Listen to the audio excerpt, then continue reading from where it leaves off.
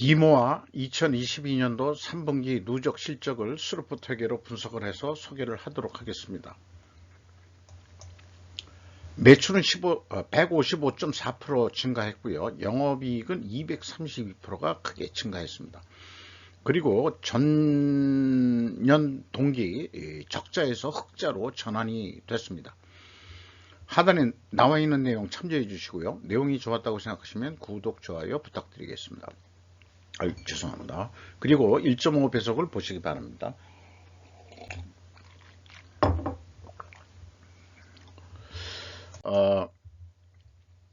이 디모아는 그 쌍방울 그룹의 그 순환 출조 구조 속에 그 아도브 등 그 뭐 MS 제품도 있고 뭐 그런 모양인데 여러 가지 그 소프트웨어를 파는 회사로 그렇게 소개가 되어 있습니다. 먼저 원가 회계 손익으로서 그 매출이 그 200억 원대로서 전년 동기 대비 무려 155.4%가 증가했고요. 그런데 이제 그 가공비 배부 재고 자산이 주로 여기 뭐 가공비 배부 재고 자산이기보다도 상품이라고 볼 수 있겠죠. 이게 거의 167%가 더 크게 증가했습니다. 원가 회계로는 이렇게 뭐 증가해도 그렇게 나쁠 게 없는 게 원가 회계의 그 이 모순이라고 볼 수 있겠어요. 매출 원가가 적게 증가했으니까 매출 총액이 당연히 크게 증가했고요. 그 다음에 판매 관리비 아무리 뭐 높게 증가한다 그래도 영업이익은 무려 그 2,970%가 증가한 것이 원가 회계의 결산 내용이 되겠습니다. 그러면 스루프트 회계로는 어떻게 분석을 해냈느냐 하면은 매출에 비례하는 매출 재료비는 매출 재료비가 얼마 안 되죠. 그 매출액에 비해서는. 그러니까 이게 상당히 마진율이 좋은 그런 소프트웨어를 팔고 있다는 얘기인데 173.7%가 증가했습니다. 금액상 비율로는 많이 증가를 했습니다만은 이제 금액은 뭐 적습니다만은 그래도 이거를 보고서 상품 매입 가격이 상승으로 됐다고 이렇게 추론을 할 수 있습니다. 그래서 그 스루프 재고가 309%나 크게 증가한 거로 되어 있어요. 이거 스루프 회계로서는 그 재고가 증가하는 것은 바람직하지 않은 결과로 인식을 하고 있습니다. 스루프시 그래서 152.6% 증가했고요. 스루프율은 결국 그 0.9% 하락을 했습니다. 마진율이 약간 떨어졌지만 그럼에도 불구하고 그 금액상의 그 영업이 스루풋은 크게 증가한 거죠.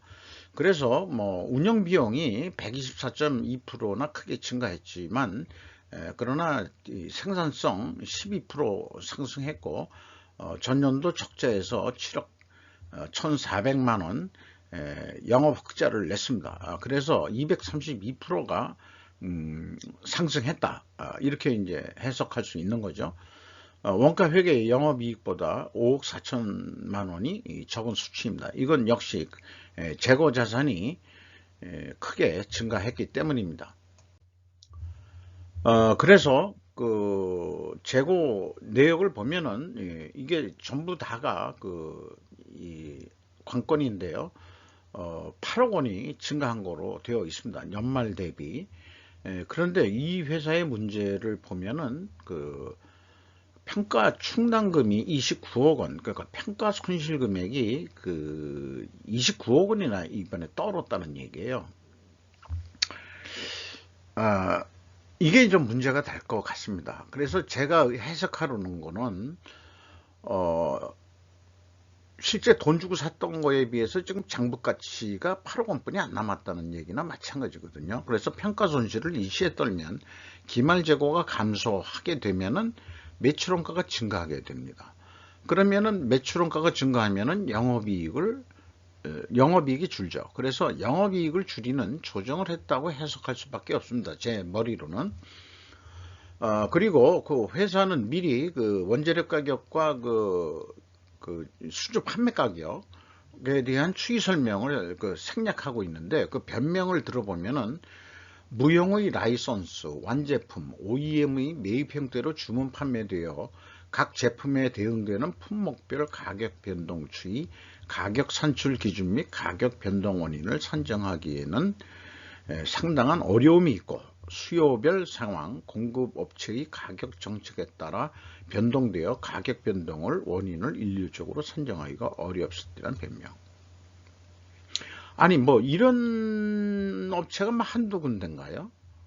그리고 뭐 이 저 엔터테인먼트 그 JYP라든지 뭐 SM이라든지 이런 데서는 왜 자기네들 음반이라든지 이런 것들은 뭐 자기네들이 만드는 거긴 하겠습니다만은 수시로 변한 거고 아니 평균 단가라도 알려주면 되는 거지. 이게 좀 이런 것 자체가 회사가 좀 불투명한 것을 이 간접적으로 얘기하고 있다. 저는 그렇게 생각합니다. 경영평가 지표로서 재고 회전율이 떨어졌죠. 그렇고 그 다음에 이제 스루픈율도 떨어졌어요. 그리고 뭐 금액은 뭐 흑자 전환을 했다 그래도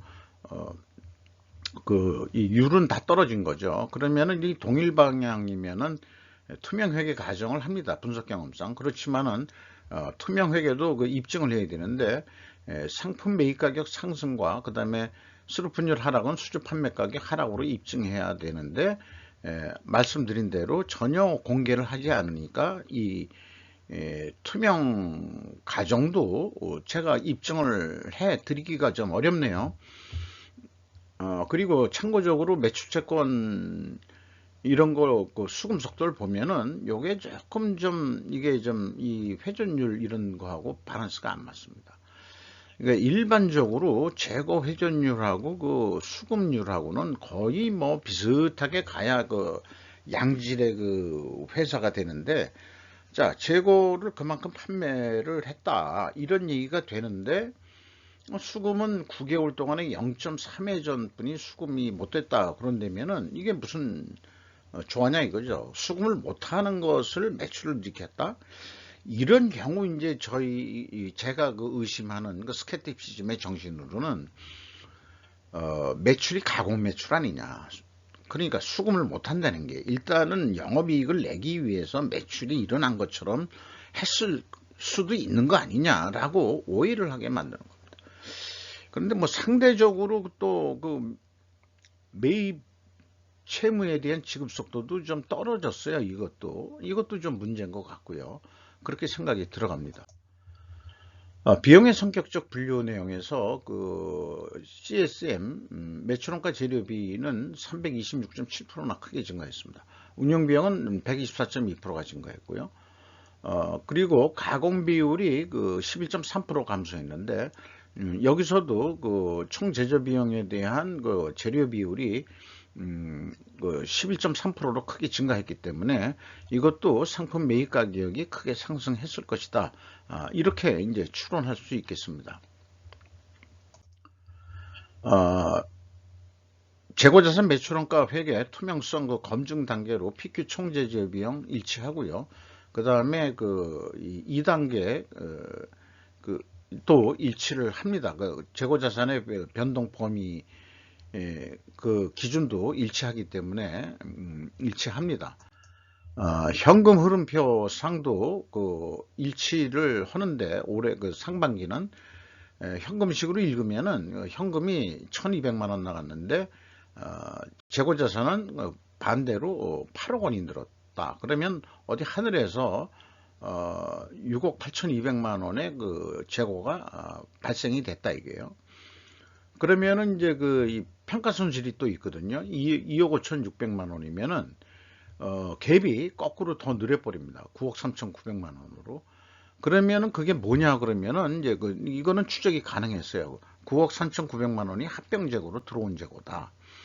그래서 현금이 나간 것보다 이 재고가 늘었다. 이런 얘기가 되는데 작년 3분기 거는 1억 7,700만 원이 재고가 더 늘었는데 분명히 무슨 평가 손실 환입이익이나 뭐 이런 거 해야 되는데 그런 것도 아무것도 없거든요. 그러면은 이거만큼은 또 불투명한 겁니다. 자원 뭔가 밸런스가 조금씩 그 모순되게 나오게 됩니다. 그래서 이번 경우에는 그 재고 회전율과 스루픈율이 순방향이기 때문에 투명 회계 가정을 하는데 그 이유를 설명해야 되는데 원재료 가격 상승 하락과 제품 판매 가격 인상 인하와 역치가 되면은 그 말하자면 투명 회계 과정이 가능한 건데 데이터 확인이 되질 않습니다. 그렇다면은 이것을 그 반론을 위해서 필히 존재할 다른 결과를 우리는 하나 찾아야 되는데 그게 뭐겠느냐 그러면은 결국 수량으로 재고 회전율을 또 확인해 봐야 되지 않겠느냐. 제가 그 경험상 나오는 다른 결과란 이거 외에는 생각할 게 발상이 안 됩니다. 그래서 이 수량으로 재고 회전율을 말하자면 해봐야 되겠다. 뭐 제가 이 회사에 아까 그 디모아죠. 투명성을 입증해주고 싶은데 입증할 거리를 줘야 말이죠.